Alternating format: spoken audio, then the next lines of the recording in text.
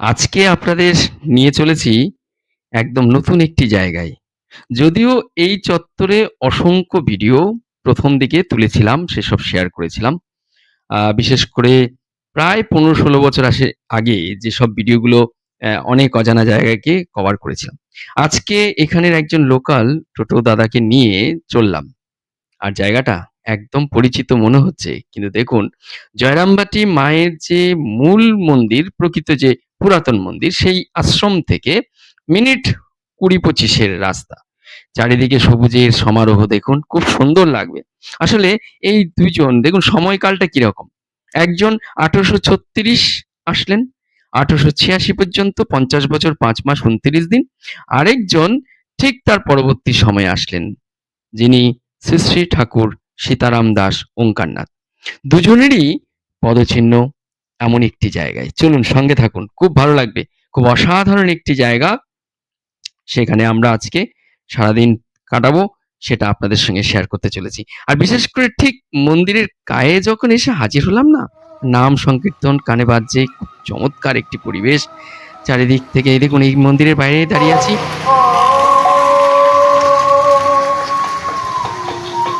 বাঁকুড়া, হ্যাঁ, বাঁকুড়া পড়ছে, গ্রামটার নাম হচ্ছে জিপটা। এটা এটা বাঁকুড়া পড়ছে। বাঁকুড়া পড়ছে, আচ্ছা, গ্রামের নাম হচ্ছে জিপটা। জিপটা জিপটা হচ্ছে এই গ্রামের নাম। এই, হ্যাঁ, অথচ ওটা হচ্ছে হুগলি জেলা, ওইটা হুগলি। আর এটা হচ্ছে বাঁকুড়া জেলা। এখান থেকে এখনো ১.৫ কিলোমিটার যেতে হবে। আচ্ছা আচ্ছা, লাস্ট border। আচ্ছা, লাস্ট বর্ডার। এখানেই আমার বাড়ি, আচ্ছা, সেখানে হচ্ছে আপনার বাড়ি। আচ্ছা, লাস্ট বর্ডারে বাড়ি। মন্দিরের মূল গেট থেকে ঢুকেই মাত্র বাঁদিকের এই সেই প্রকাণ্ড গাছ, আর গাছের নিচে এইখানে এসেছিলেন ঠাকুর শ্রী শ্রী রামকৃষ্ণ। আসলে আমরা যারা কলকাতা শহরের সব মঠ মন্দিরে যাওয়ার অভ্যাস আছে, দুপুরে ভোগের প্রসাদ পাওয়ার, তাদের কাছে এই মহামিলন মঠ প্রায় চেনা জায়গা।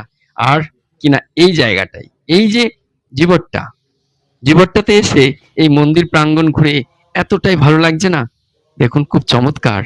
সঙ্গে থাকুন, পুরো ভিডিও দেখুন, আর সময় সুযোগ পেলে অবশ্যই আসুন। আজ যদি শরীর না চলে, একবার চেষ্টা করতে পারেন, আমরা আছি আপনাদের সঙ্গে। ভেতরের অংশ অনেকটা একই রকম, চলছে ২৪ ঘন্টা নাম সংকীর্তন। তাই তো এই আশ্রমের নাম নামাশ্রম।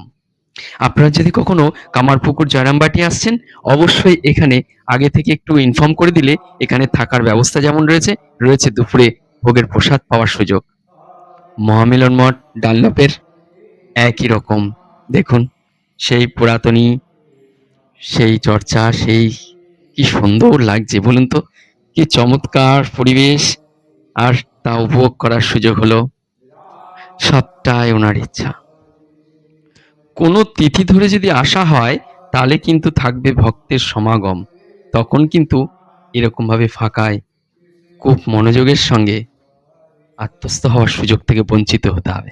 তাই সুযোগ এমনই সময়, মে, জুন, জুলাই, অগাস্ট, সেপ্টেম্বর, আমরা এই সময়কালীন।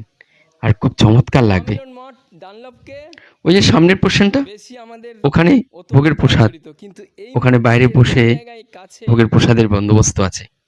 একটু কতটা আগে ইনফর্ম করে দিলে মানে অবশ্যই প্রসাদ পাওয়া যাবে। বোর্ডটা লেখানো হয়েছিল, বোর্ডটা দেওয়া হয়েছিল। ঠিক আছে। আচ্ছা, এই মঠের উনি এসছিলেন না, ওনার ওনার হাতেরই প্রতিষ্ঠা। ওনার হাতের প্রতিষ্ঠা। বাবা। আর এখানে আহ, থাকার জন্য সিনিয়র সিটিজেনরা যদি আসতে চায়, থাকতে চায়, সেই ব্যবস্থা কি হয়েছে? এখানে থাকার ব্যবস্থা হয়েছে। আর যোগাযোগ কীভাবে করবে? ওই যেখানে বাইরে যেটা বোর্ড দেওয়া আছে, সেই বোর্ডে যে নাম্বার আছে, ওই বোর্ডে হবে নাকি আর কোনো নাম্বার আছে? না, ওই নাম্বারে করলে হবে।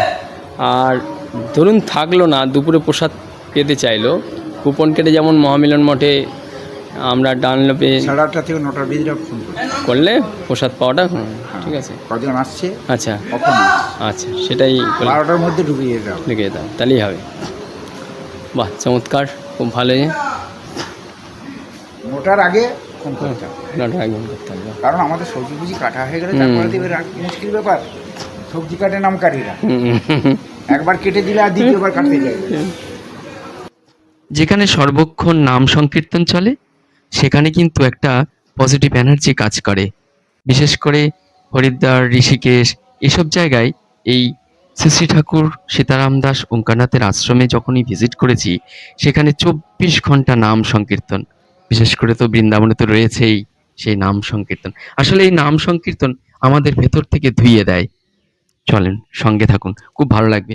খুব চমৎকার লাগছে, এক আলাদা আবহাওয়া এই ভেতরে অংশ। ওনারা আমাদের সহযোগিতা করলেন, পুরো মঠ ঘোরার সুযোগ হলো অসময়ে। উনি দাঁড়িয়েছিলেন মোড়ের মাথায় টোটো নিয়ে। ওনাকে বললাম আমার এই মন্দিরটা একটু যেতে হবে, যাবেন, সময় দেবেন? তারপর ওনাকে নিয়ে বেরিয়ে পড়লাম। আর একটা অজানা আমার কাছে মন্দিরে এসে হাজির হলাম, যেখানে রামকৃষ্ণদেব এসছেন, যেখানে ওঙ্কারনাথ এসছেন, সেই মন্দিরে এলাম। আচ্ছা, আপনার নামটা বলুন একটু। গণেশ নন্দী। আর আপনাকে যদি এই যারা আমার চ্যানেলে আছেন তারা এসে যদি এইখানে আসতে চান, তাহলে আপনি এসে ঘুরিয়ে নিয়ে যেতে পারবেন। হ্যাঁ, অবশ্যই। একটু নামটা জানো? গণেশ নন্দী। গণেশ নন্দী। আপনার কোনো মোবাইল নাম্বার আছে কি? একটু যদি বলেন। 9933 9933 40 40 81 81 86। 86। আচ্ছা, ধরুন বয়স্করা এই জয়রামবাটি স্টেশনে আসলো কিংবা ট্রেনে করে এলো, তাহলে এখানে থাকার ব্যবস্থা আপনি পারবেন মোটামুটি করে দিতে, হ্যাঁ, হ্যাঁ। কম খরচে থাকার জন্য? হ্যাঁ, দ্বিতীয় কথা হচ্ছে দুটো মন্দিরে যেন প্রসাদ পায়, কাছাকাছি কামারপুকুর, ওইদিকে জয়রামবাটি, এদিকে এখানে ওঙ্কারনাথ, যেখানে রামকৃষ্ণদেব এসছেন। হ্যাঁ, সেই বটবৃক্ষর ছবি সবটাই তুলে ধরেছি। আর ওনার সঙ্গে সরাসরি যোগাযোগ করবেন। এই মন্দিরে আসার পেছনে কিন্তু ওনার ভূমিকা, ওনার জন্য আসতে পারলাম। অনেক অনেক ধন্যবাদ আপনাকে, প্রণাম রইল। সবাইকে অন্তরস্থল থেকে প্রণাম। ভালো থাকুন, যত্নে থাকুন বাকি দিনগুলি। আসুন অজানা জায়গায়, অচেনা জায়গায়, যেখানে স্মৃতির রয়েছে ইতিহাসের পেছনে, সেসব জায়গায় থাকা যাক বাকি দিনগুলি আনন্দের সঙ্গে। আজ এ পর্যন্ত সবাইকে প্রণাম ধন্যবাদ জানিয়ে এখানে শেষ করছি। ভালো থাকবেন, পরের ভিডিও অবশ্যই দেখুন।